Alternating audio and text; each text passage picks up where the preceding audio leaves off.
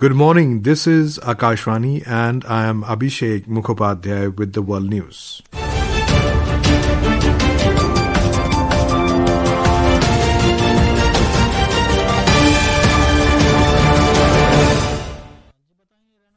The headlines. Prime Minister Narendra Modi holds telephonic conversation with US President Donald Trump. Both leaders reaffirm efforts towards peaceful resolution of Ukraine conflict. Indian contingent participates in massive joint military exercise in Russia to share tactics on conventional warfare. National mourning declared in Nepal today for the victims of anti-corruption Gen Z protests. US President Donald Trump arrives in UK on his second state visit. TikTok to continue in US after months-long negotiations with China. And Neeraj Chopra said to begin his title defense of the World Athletics Championships in Tokyo this evening.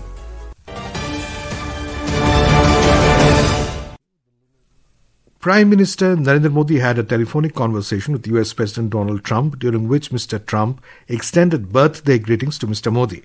In a social media post, the Prime Minister expressed his shared commitment with Mr. Trump to advancing the India-US comprehensive global strategic partnership to new heights.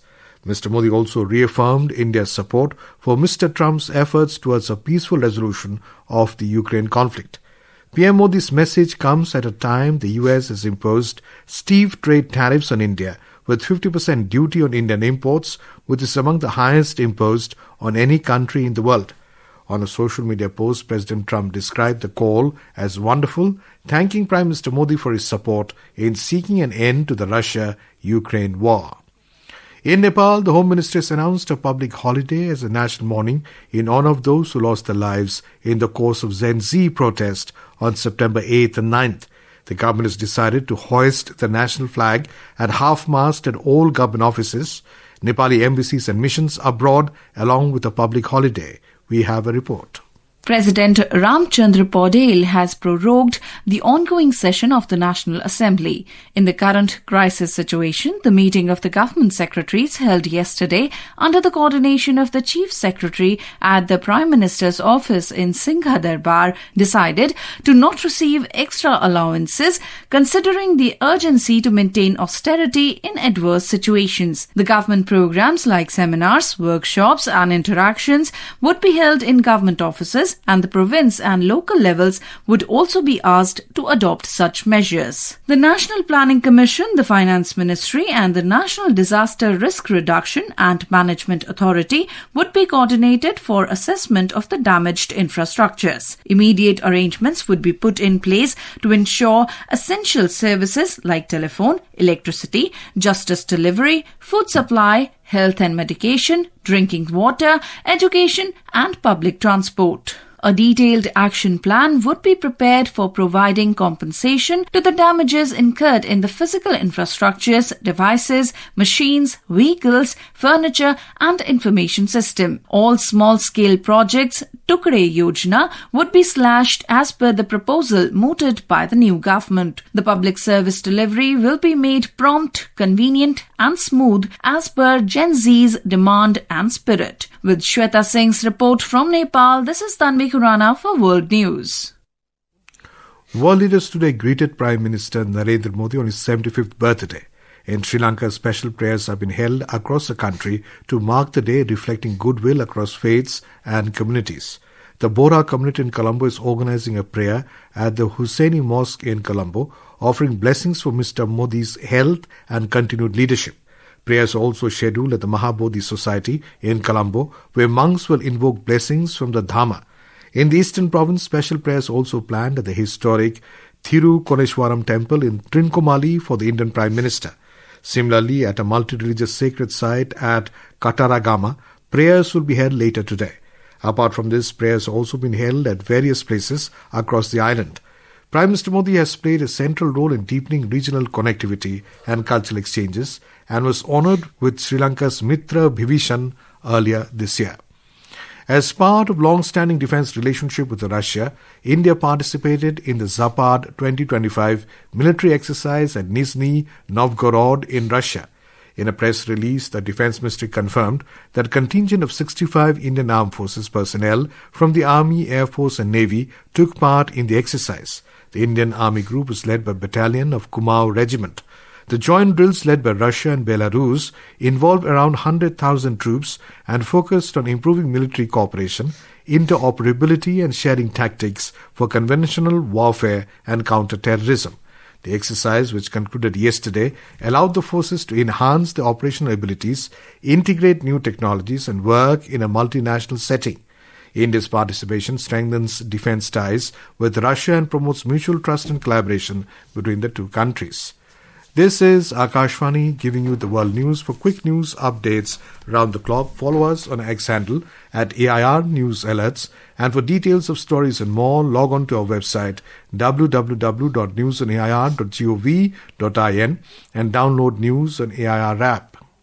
US President Donald Trump arrives in Britain tonight for a historic second state visit accepted at the invitation of King Charles III.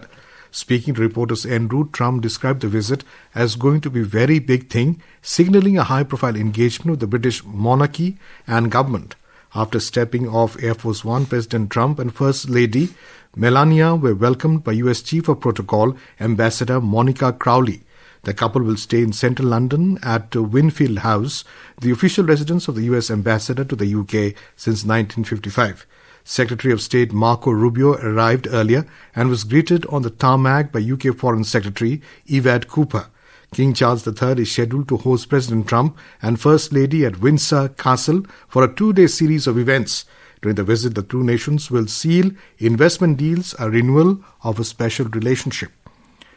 US President Donald Trump has announced a deal allowing TikTok to continue operating in the US after months of negotiations with China. The agreement required TikTok's US operations to be transferred from Chinese owner ByteDance to American companies. In a briefing at White House yesterday, the US President said that a deal regarding TikTok had been reached, mentioning interest from several major US companies, though no details were given. The announcement came just a day before the deadline for ByteDance to sell TikTok or face a shutdown. However, the White House later extended the deadline to December 16th, giving ByteDance 90 more days to finalize the sale. US Secretary of State Marco Rubio met with Qatar's Emir Sheikh Tamim bin Hamad Al Thani yesterday, urging Doha to continue its mediation efforts as Israel ramped up its bombardment of Gaza City. The high-profile diplomatic visit took place amid rising regional tensions following Israeli strikes targeting Hamas leaders in Qatar's capital last week, an action that sparked widespread international condemnation. Rubio's arrival in Doha occurred just one day after Gulf states pledged to activate a joint defense pact during an emergency summit in Qatar, where Arab and Islamic leaders demonstrated solidarity against Israel's recent attacks. The timing underscores the urgency of diplomatic efforts as the conflict threatens to spiral beyond Gaza's borders into broader regional confrontation. Speaking to the media en route to Doha, United States Secretary of State Marco Rubio underscored the strengthening partnership between Washington and Qatar, noting that the enhanced defense cooperation agreement is close to finalization. But he also warned that chances for a ceasefire deal are slipping away. His remarks came as Israeli forces pressed ahead with their ground offensive, killing dozens in Gaza City and destroying residential buildings. Earlier, during a media briefing in Israel, Rubio delivered sharp criticism of moves at the United Nations supporting Palestinian statehood. These things that people are doing in different countries are doing at the United Nations, first of all, they're largely being done because of their own domestic politics. Second of all, they're largely symbolic. Here are the highlights of the bulletin. Prime Minister Narendra Modi holds telephonic conversation with US President Donald Trump. Both leaders reaffirm efforts towards peaceful resolution of Ukraine conflict. Indian contingent participates in massive joint military exercise in Russia to share tactics on conventional warfare. National mourning declared in Nepal today for the victims of anti-corruption Gen Z protests. US President Donald Trump arrives in UK on his second state visit. TikTok to continue in US after months-long negotiations with China. And Neeraj Chopra set to begin his title defense of the World Athletics Championships in Tokyo this evening. And that is the end of this news bulletin.